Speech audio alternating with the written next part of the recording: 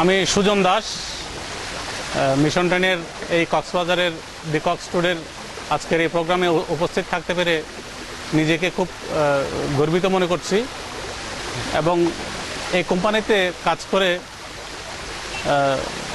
কিছু মানুষের ভাগ্য নিয়ে কাজ করতে চাই।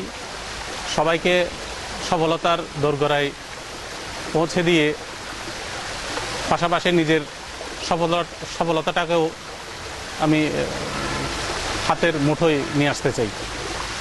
তো আশা করি মিশন ট্রেনের সকল ডিস্ট্রিবিউটরবৃন্দ ভালোভাবে কাজ করবে এবং খুব ভালোভাবে নিজের ক্যারিয়ারটাকে আপডেট করবে। সবাইকে ধন্যবাদ।